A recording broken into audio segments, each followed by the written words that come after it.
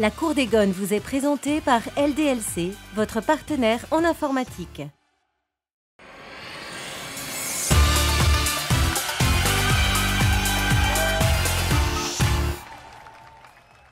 Bonsoir et bienvenue, c'est la Cour des Gones. On va revenir très largement sur l'Olympico entre Marseille et l'Olympique Lyonnais. Un bon nul, un mauvais nul, est-ce qu'on a manqué d'ambition? Eh bien, on va parler de tout ça durant cette émission et on va en parler avec des garçons remarquables. Je vais commencer par celui qui se trouve à ma droite, qui est agent de Fekir et procureur en même temps, hein, c'est déjà pas mal. Mesdames, messieurs, je vous demande d'applaudir chez vous dans votre maison et ici sur le plateau, Razik Brick. Bonsoir Bonsoir Razik et bienvenue. Bonsoir à tous, merci. Toujours l'agent de Fekir? Toujours l'agent de Fekir. J'ai vu que ça avait bougé pourtant. Hein. Ça avait bougé, ouais, effectivement. On sera accompagné également de monsieur Pudbro, Nicolas de son prénom. Salut Bart, salut à tous. Bonsoir mon Nico, ça va bien? Très bien. Et puis on va recevoir quelqu'un qui a fait beaucoup bouger les réseaux sociaux durant cette semaine, puisqu'on vous avait indiqué qu'il serait notre invité. Il a de toute évidence marqué l'histoire du club à travers sa personnalité et son talent. Et on aime bien aussi l'être humain. Je vous demande d'applaudir monsieur Chris, s'il vous plaît. Bonsoir. Bonsoir Chris et bienvenue. Je l'ai dit il y a un instant, Chris, on a demandé aux internautes de te poser 2-3 petites questions, sachant que tu étais l'invité de cette émission sur le site olympiquelyonnais.com. Alors la première chose que j'ai envie de te dire, c'est qu'il y a beaucoup de gens qui nous ont écrit pour nous dire merci Chris pour toutes ces années, etc.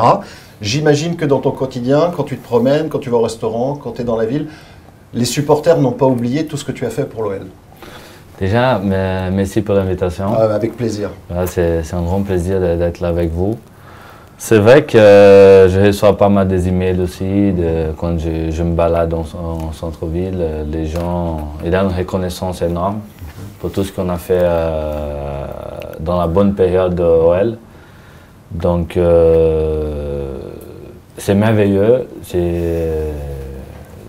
Je sens vraiment heureux d'être ici à Lyon, de faire un bon travail, d'avoir fait un bon travail à Lyon. Donc, je me sens super content. Alors, on peut dire que le club, la ville de Lyon, a changé le cours de ta vie, quelque part, puisque tout a basculé quand tu arrives à Lyon. Et voilà, tu as grandi avec l'Olympique Lyonnais et tu es aujourd'hui plus que lyonnais. Peut-être que Lulu de Villeurbanne, qui dressera ton portrait dans un instant, en parlera. Mais voilà, tu es très attaché à la ville. Ah oui, tu es très attaché.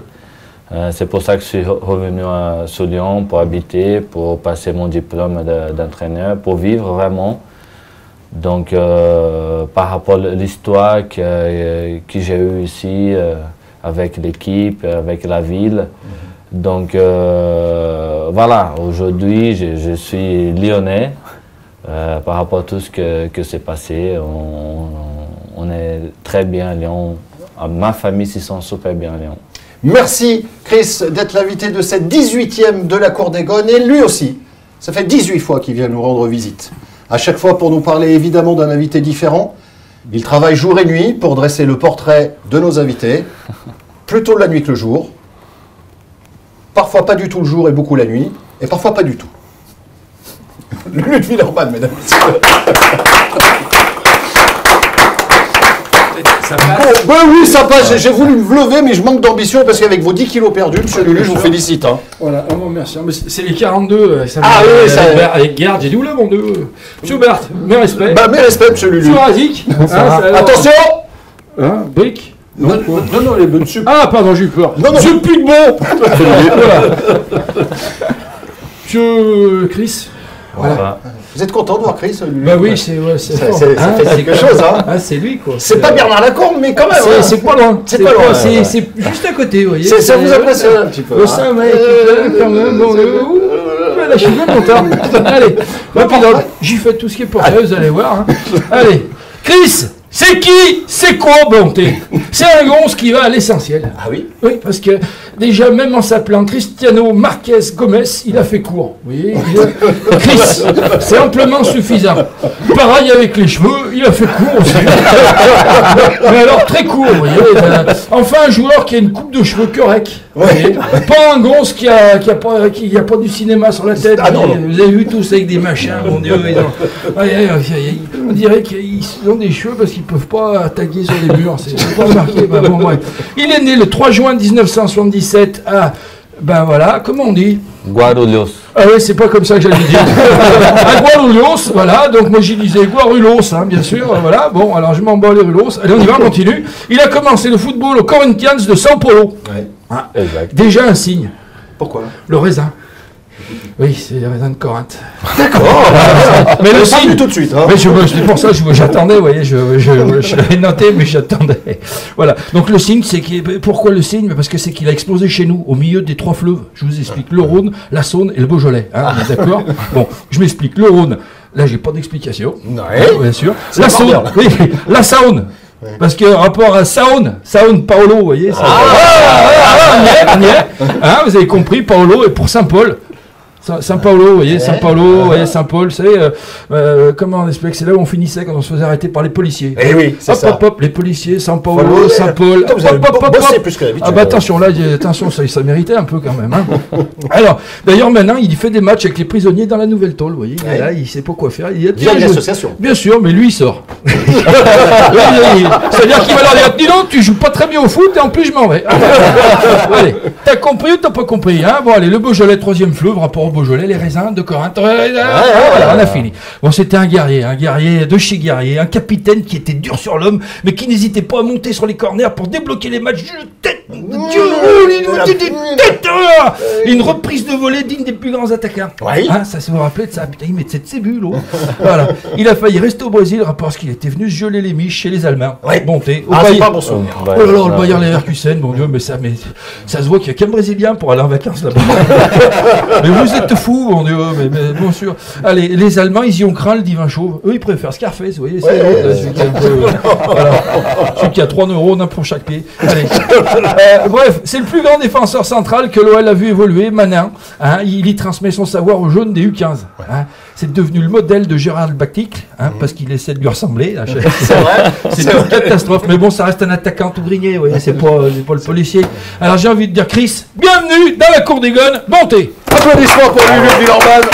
Et au quart, mesdames, messieurs, dans une grosse demi-heure environ, pour la synthèse de cette émission que Lulu de Villeurbanne se fera un plaisir de faire. Allez, on rentre dans le vif du sujet. La rencontre, l'Olympico, hier soir, au stade Vélodrome, devant près de 65 000 personnes. Un match qui a accouché d'un 0-0.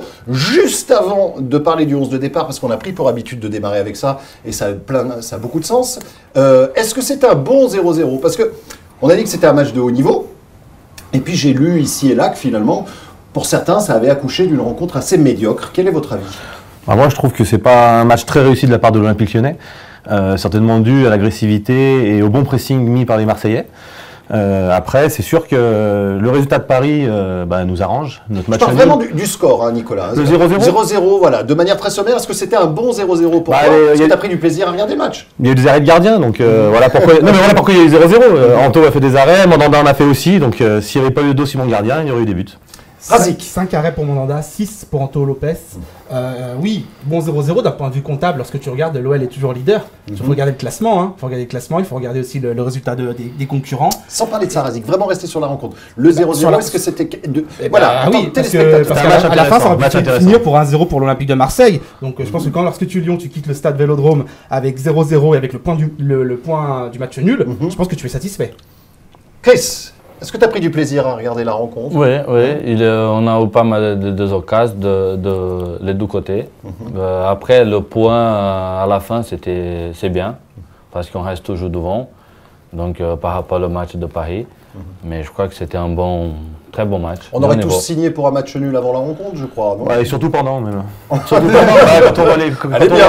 quand tu vois les 80 minutes de Marseille, tu te dis que tu t'en sors bien. Sur les 10 dernières minutes, tu peux faire pencher la rencontre, mais pour tout le long du match, ils ont été supérieurs à nous quand même. Alors, j'ai un peu teasé, comme on dit dans le métier. On va pas parce que je suis sous, hein, parce que j'ai parlé du 11 de départ. Est-ce que, allez, je vais m'adresser d'abord aux deux anciens pros. Nico, je vais démarrer par toi. Tu es la fille du plateau. Est-ce que le 11 de départ t'a surpris ou tu l'as trouvé logique? Non, c'est plutôt logique. On savait qu'avec l'absence de Yohan Gourcuff, il fallait trouver un numéro 10. On savait que la préférence d'Hubert Fournier allait à Guézal. Moi, j'aurais fait différemment parce que c'est mes convictions personnelles, mais on sait que ça m'a pas surpris qu'Hubert Fournier fasse ce choix-là. Parce que, par exemple, quand tu dis faire différemment, pardon, Razik, excuse-moi.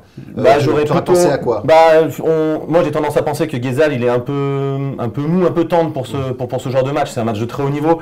Il a toujours cet aspect un peu endormi, un peu. Voilà, c'est que mon avis personnel. Après, il est certainement différent dans la vie de tous les jours, mais voilà, c'est l'a priori que je peux avoir sur lui. Mais est-ce que tu dis pas ça? Moi, il me fallait quelqu'un qui.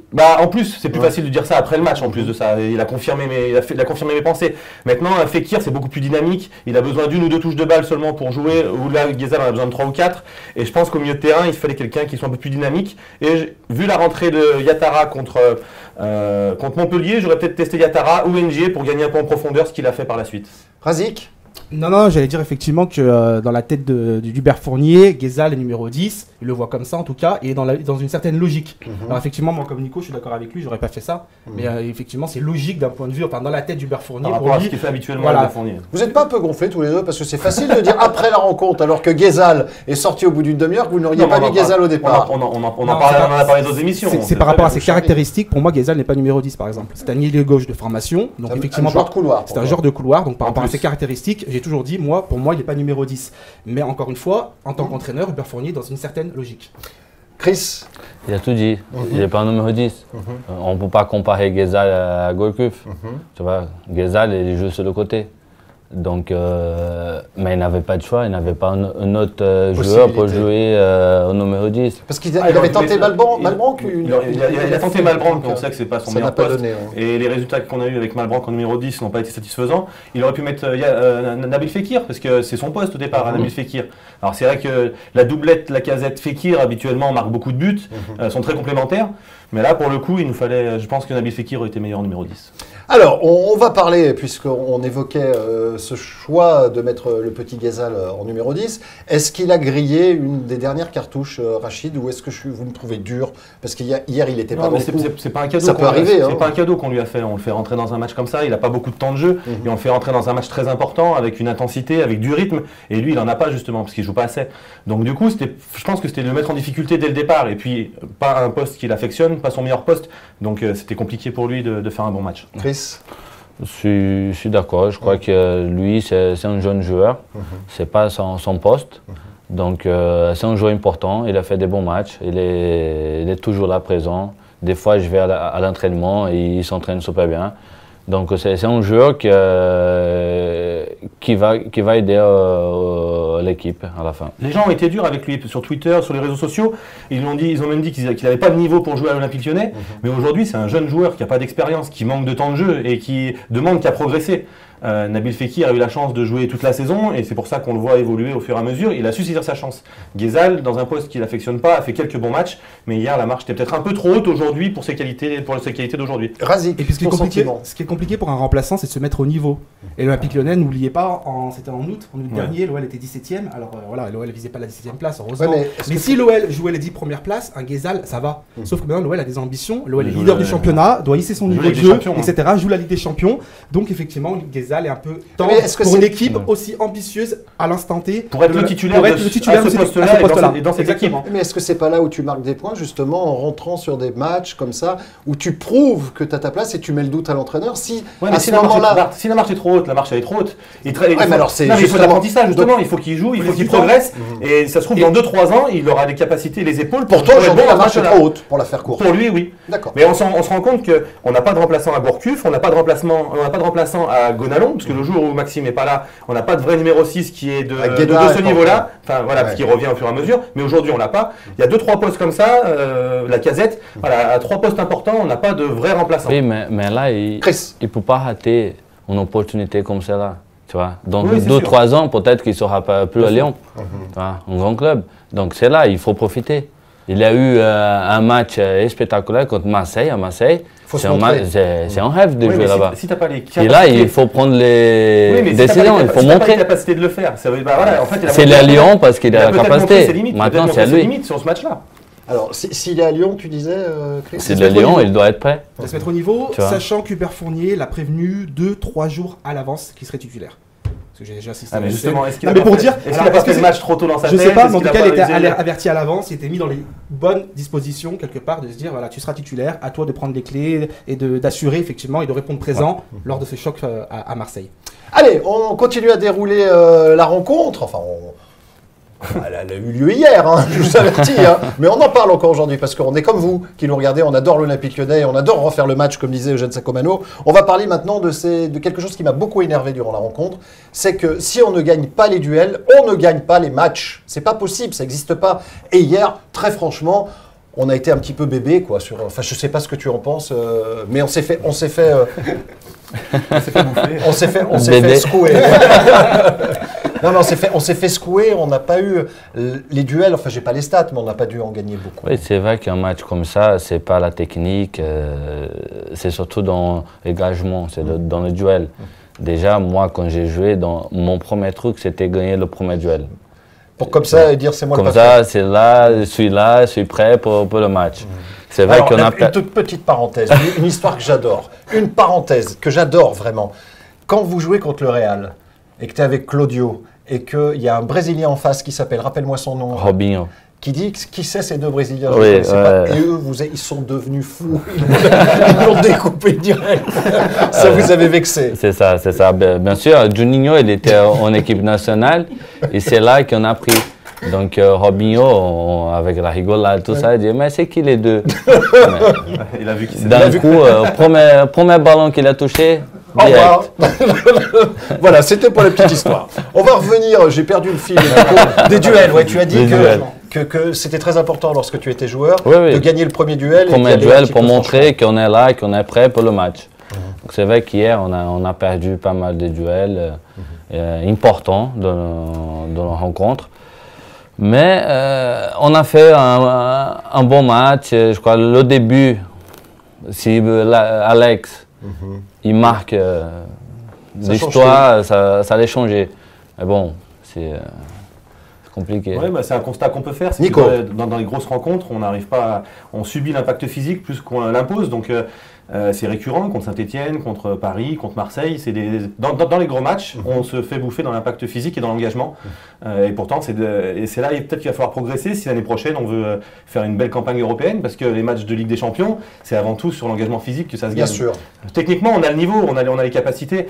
Après, on a su à un moment donné reposer le pied sur le ballon, essayer de moins subir le pressing marseillais. On a essayé de surnager, mais on n'a pas réussi à prendre le contrôle de cette rencontre-là parce que dans l'engagement physique, on y était moins. Razik, qu'est-ce que tu en penses? Non, j'en pense surtout qu'on a perdu la bataille du milieu de terrain. On s'en est rendu compte dès le début, parce qu'on parle beaucoup de Rachid Ghezal, et à juste titre, mais aussi on peut parler des autres du milieu de terrain.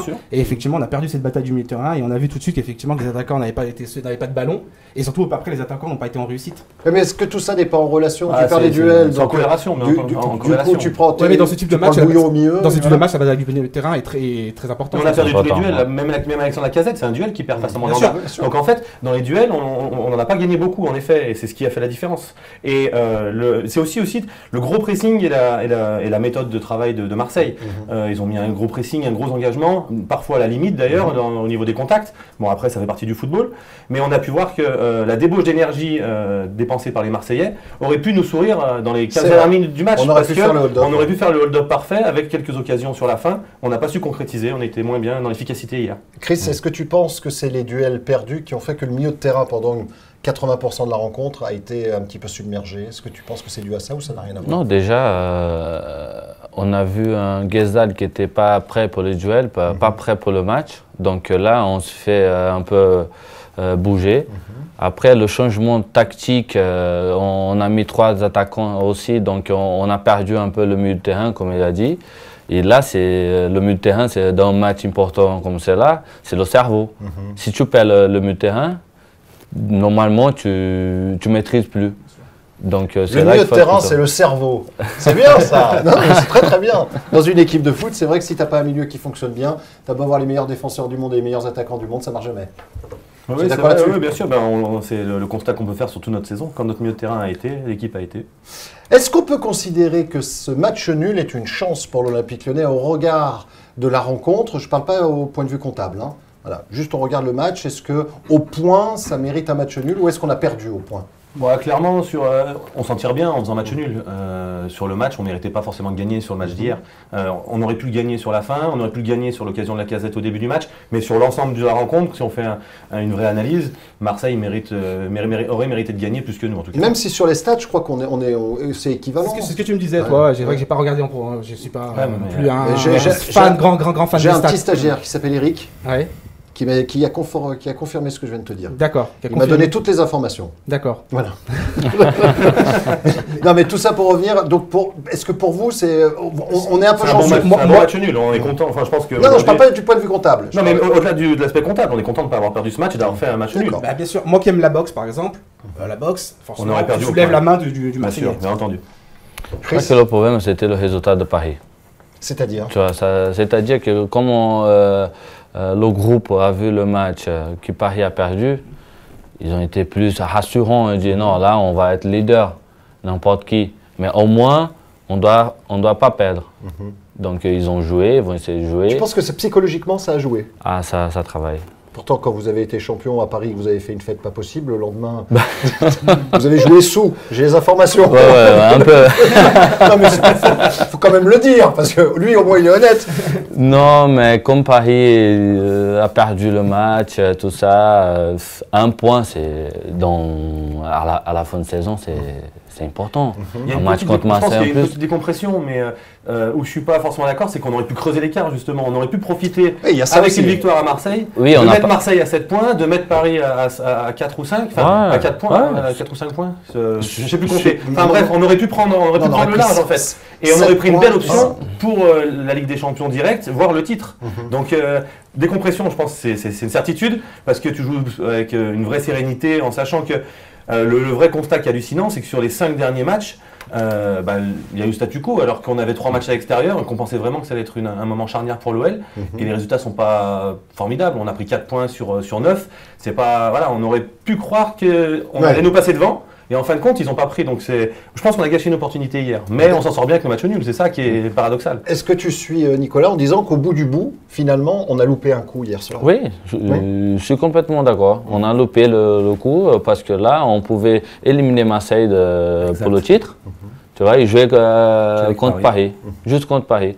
Mais là, maintenant, il y a 3 équipes pour le titre. Et peut-être Monaco. Peut-être Monaco qui a 2 matchs en retard. C'est un 4e avec 50 points. Donc il peut revenir à 53 en imaginant qu'il y a un point de Marseille. Un point de Marseille. Donc résultat des courses, ça peut être une course à 4 d'ici un match ou 2. Alors qu'on aurait pu, comme vous l'avez dit, creuser l'écart et peut-être avoir une autre conversation sur ce plateau grâce aux locaux de Fiducial, que l'on remercie.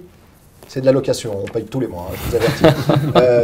Et qu'est-ce que je voulais dire, Thiel? Ouais, donc maintenant, franchement, avant la rencontre, on l'a dit en début d'émission, on aurait tous signé pour un match nul, non?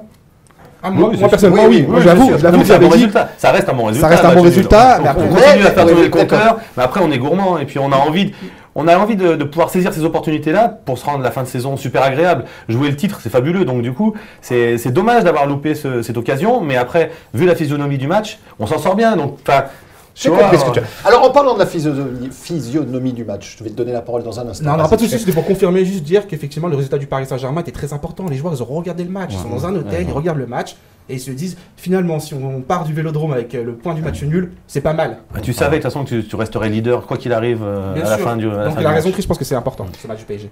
On parlait de la physionomie du match, il aurait pu basculer si le but qui était rentré dans la cage lyonnaise, on a tous vu les images. Alors encore une fois, il est passé entièrement. Alors attendez, qu'on soit bien clair, on a vu 3 ralentis. 3 ralentis. Vous savez combien je suis de mauvaise foi? Non, mais moi je suis de mauvaise foi. Je suis factuel. On sait toujours pas s'il a franchi totalement la ligne. Les faits avec les faits. 3 ralentis. Le broc. Les faits avec les faits, c'est hyper important. Mais non, soyons clairs. Les faits avec les faits. 3 ralentis, nous, on sait toujours pas. Voir effectivement si le ballon est a franchi entièrement la ligne. Et bien sincèrement, au bout du 3e, on se dit oui, je pense qu'il est rentré, mais je pense qu'il est rentré. Mais à 100%, aujourd'hui, on ne peut pas dire à 100% que le ballon a franchi la ligne. Bon, au-delà de ça, il y a une faute sur Anthony Lopez. Il y a un gros contact qui empêche Anthony Lopez de faire son arrêt correctement. Le ballon bouge un peu, il le reprend après, il est un peu tiraillé. Ce que je veux dire, et je le dis devant Chris, si ça nous arrive, un truc pareil, je viens ici, je démarre l'émission et j'insulte l'arbitre pendant une semaine. Non mais je vais être trop Tu as quand même cette objectivité de dire qu'il y a quand même un petit... Mais que dalle Alors à moi, qu'on a le droit maintenant de tacler le gardien pour marquer. Non mais... Est-ce qu'on a le droit de faire l'attentat sur le gardien pour marquer? Mais non, mais il faut le dire. Bart, il y a les règles. Mais les règles... La règle, c'est la règle. Ah ouais. La règle, c'est la règle. Je te rappelle qu'il n'a sifflé ni faute, On est d'accord. Donc, ni péno. donc de créer scandale, qui a pas eu le but de Marseille, ce n'est pas très sur le juste. Twitter de l'Olympique de Marseille, Oui. le webmaster ou j'en sais rien. Le community manager. Le community manager, merci. Ouais, parce que Webmaster, mais que c'est le pas but- le truc du Minitel. Hein. But, peut-être. But, mais je suis un peu à cette époque-là. Il a un peu has-been, Nico. Il a eu une AX Kawaii, c'est vous dire. Le community manager met sur le Twitter de Marseille, but refusé à Ocampos pour une faute, les 2 pieds en avant sur le gardien. Ouais. Exact. Eux-mêmes, ils ont reconnu, après, avec mauvaise foi, non, mais voilà. On va demander Sur le direct. l'avis de Chris, très franchement. Honnêtement, Chris, est-ce que pour toi, il y a débat C'est pas honnête. Je sais que tu aimes l'OM comme moi, non mais franchement, selon toi, est-ce que les Marseillais ont raison d'être fâchés? Parce qu'aujourd'hui, ça... Les joueurs, avant qu'ils pas répondent, fâché. les joueurs, oui. Les joueurs, c'est normal. Quand lorsque tu... Oui, Ayoub, les genre- joueurs qui ont été à côté. Tu vois normal. pas, ouais, tu vois Tu vois, pas. c'est normal. C'est normal. Le ballon est rentré. Mais pour l'arbitre, c'était impossible de voir. Voilà, c'est ça. Impossible. Tu vois, Exactement. L'arbitre c'était et tout, c'est impossible. Tu peux pas crier au compliqué. scandale en fait, tu peux pas crier au scandale. Ayou, c'est logique, à la fin du match, Ayou disent C'est on est normal, désolé, il était à côté, il est à ouais, côté, il a t'es vu. énervé, il y a À l'adrénaline, chaud, etc. sur le terrain, c'est obligé que compétiteur. les 11 joueurs, Ouais. voire le staff, qui soient énervés, C'est normal. c'est tout à fait normal. Mais derrière, Après, après, crier sur l'arbitre, Tous ceux a qui pas ont vu des remarqué. ralentis, tous ceux qui ont vu le match, c'est impossible de dire quoi que ce soit sur l'arbitrage et sur le but refusé. Bon, bah, très bien. Est-ce que nous avons fait le tour de cette rencontre? On est obligé quand même de parler, j'allais l'oublier, de la rentrée de Yatara que j'ai trouvé très intéressante. Ça avait fait été 2 fois déjà de le suite, cas ouais, comme Montpellier. contre Montpellier. C'est un joueur qu'on connaît peu ou pas, parce que je n'ai pas les stats, mais il n'a pas été énormément utilisé, à part en début de saison où il a joué un petit peu, mais ça fait quelques semaines ou quelques mois qu'on On ne avait voit plus quelques maintenant. débats animés avec C'est ça. Très intéressant. ouais. Est-ce que c'est un joueur que tu trouves intéressant? Je parle à l'ancien défenseur, Chris. C'est un joueur intéressant parce que c'est un joueur qui va vite vers l'avant, qui fait beaucoup d'appels. Donc ça, pour l'équipe, c'est bien. Tu vois. Mais heureusement, on n'a pas eu un numéro 10 hier. Tu vois, pour faire des passes décisives, pour chercher la profondeur. Et c'est ça qui a manqué à OL hier. Donc tu vois, c'est la fin un de joueur. Tu vois, Ouais. tu vois on le répète sans cesse. On va encore se faire des potes. Hein.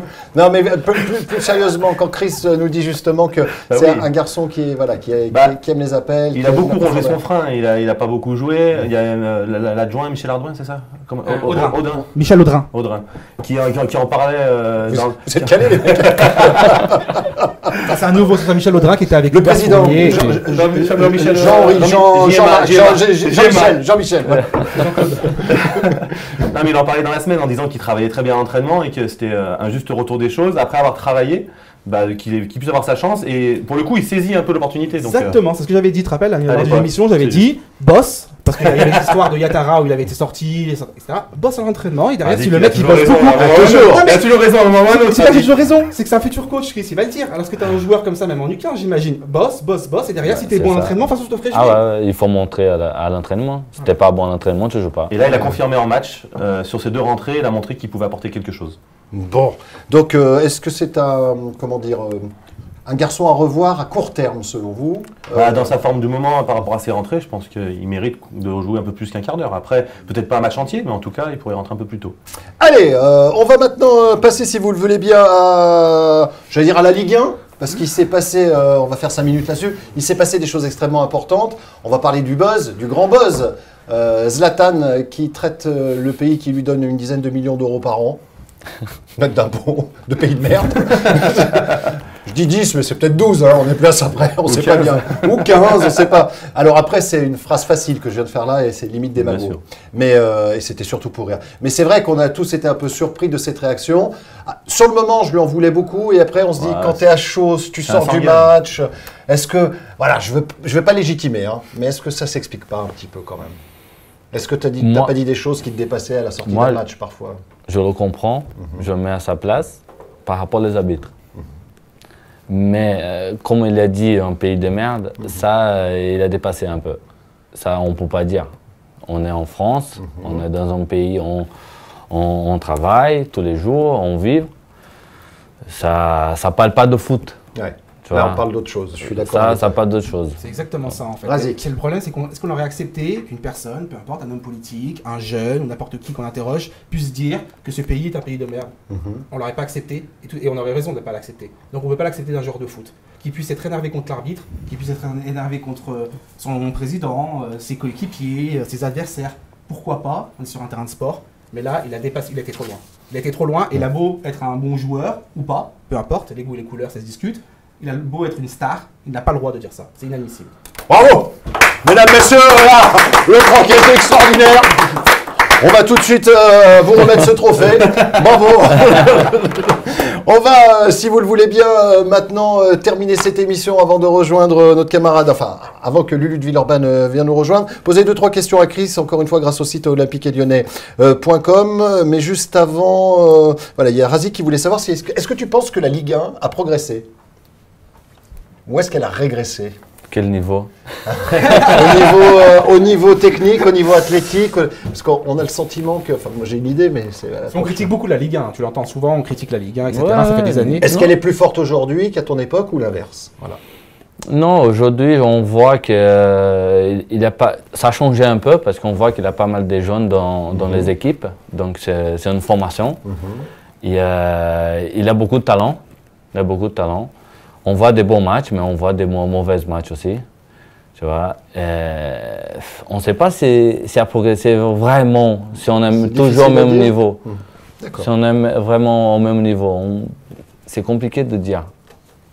Ça sera le mot de la fin, mais juste avant, le camarade Lulu de Villeurbanne, qui termine son papier à l'instant. Là, il a bossé durant les petites 40 minutes qu'on vient de passer ensemble, 35 minutes, 30, je sais pas, 30, combien ça fait? Je demande à Vanessa qui réalise cette émission, ça fait combien de temps, Vanessa? Ça fait combien de temps qu'on bosse? Elle préfère même pas. Ça fait un mois? C'est pas beaucoup. Lulu de Villeurbanne, bonté, mais alors j'ai une question à vous poser, Lulu. Dites-moi. C'était bien cette émission. C'est bien, franchement oui, bien. Vous avez pris du plaisir Oh, ou pas? bah toujours. Oh là ça là. c'est vraiment, c'est un ravissement. C'est très C'est un joli peu ça. jaune, hein, vous voyez, C'est très très bien ça. hein. Attendez, je rentre dedans de nouveau. En même temps, voilà, moi j'étais habillé comme un cochon parce que je ressemblais à un cochon. Voilà, non, mais c'est vraiment bien. Il a gardé les charpes. C'est lavé avec Sublime. Je sais pas, c'est ma femme. Ah, Dis donc, oh là là, vous êtes à l'ancienne là. On va pas commencer à faire les machins. Vous savez que vous allez avoir une association qui va vous tomber dessus. J'en ai rien à foutre. C'est comme ça, j'ai le droit à ma différence. J'ai le droit à la différence du respect de mon identité. Très bien. Écoutez que le dernier ferme la porte. hein. Exactement, voilà, bien sûr. Alors, cette émission, vous avez relevé 2-3 petites bêtises ou pas? Oui, j'ai des trucs bien, moi j'ai vu des trucs. Ah oui. Bon, match pas très bien réussi pour l'Olympique Lyonnais, bon, un bon 0-0. Oui. Alors j'ai entendu monsieur le procureur, là bien sûr, qui est bon, maintenant il a perdu. Puis ça fait les sous, hein. Perdre fait le cœur, je dois te dire que Il s'est fait berner, vous voyez. Attention, voilà. Donc les gardiens, 5 arrêts pour Mandanda, 6 pour Lopez. Ouais. Donc on a gagné quand même à ce niveau-là. Oui, Voilà. c'est vrai. Alors après je vous ai entendu, moi ce que j'ai vu surtout c'est que pendant le match quand même, les Lyonnais, tu leur chatouilles un peu les chevilles, hop, ils jouent plus. Ouais, Voilà, c'est ça. Tu veux dire qu'on s'est pas bien allé à la guerre? Oh si, mais attendez, j'ai mis une phrase là-dessus un peu plus loin parce Ah que oui. je Bah, je vous ai pensé, c'est un alors. peu le merdier, mais il faut que je vous y dise. Ouais. Qu'est-ce qu'ils oh bon Dieu, c'est la merde. Ah voilà, c'est là.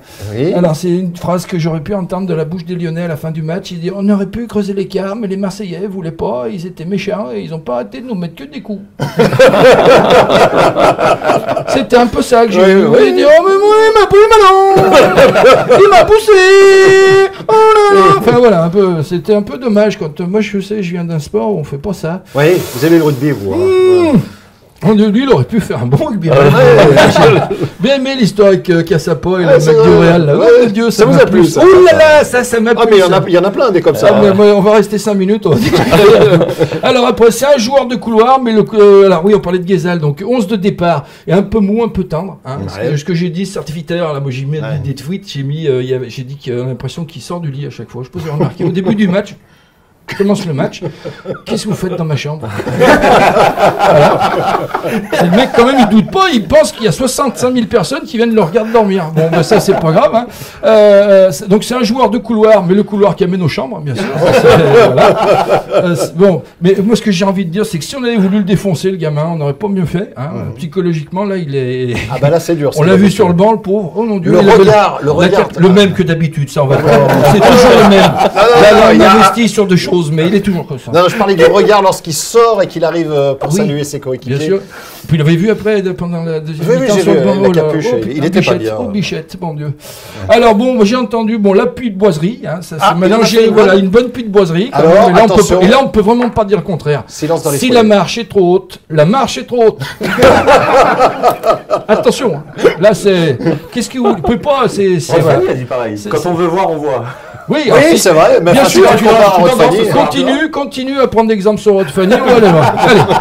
Alors, moi j'ai vu SSE Paris-Marseille, pas d'engagement physique. Et dès que ça devient un peu, bon Dieu, ça fait, voilà. Hein, on y a dit. On a perdu la bataille du milieu du terrain.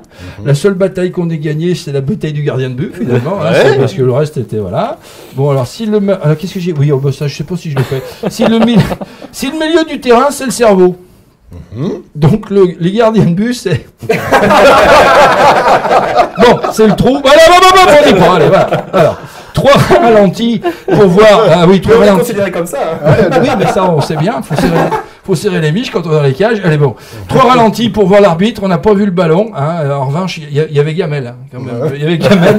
Parce qu'on n'a pas le droit de mettre un jeune comme Lopez à l'intérieur des cages avec les 2 pieds. Comme non, normalement, non. Hein, ça, c'est vrai. Bon, pour une fois, moi, je trouve que l'arbitre, il a bien arbitré. Parce que sans la vidéo, on n'aurait pas fait mieux. Si on a la vidéo, il n'y a pas but parce qu'il voit quand même les 2 pieds d'Ocampos sur le. C'est vrai. Hein, vous voyez, Ocampos, vous n'avez pas remarqué un peu, c'est une pub, un peu, à mon avis. C'est-à-dire Auchan, vous voyez, en espagnol. Ocampos. Donc Ocampos, à mon avis, c'est une pub. À mon avis, de prendre du pognon de la grande distribution. Enfin, bon. Alors après, quand vous parlez de Zlatan, le pays qui lui donne 12 millions d'euros, c'est pas le pays qui donne 12 millions d'euros, c'est le Qatar. C'est vrai. Nous, l'autre, il a la mort. Pourquoi? Parce que s'il n'était pas en France, il en prendrait plus, lui. Attends. Pourquoi? Et puis nous, quand même, on lui jette la pierre, ça se gonce parce que c'est Zlatan qu'il a une tête, t'as envie de le baffer dès qu'il. Mais bon, franchement. Ah non, je suis plutôt fan, mais là. Oui, mais moi, non, je suis pas fan. Mais là, quand même, on fait pareil.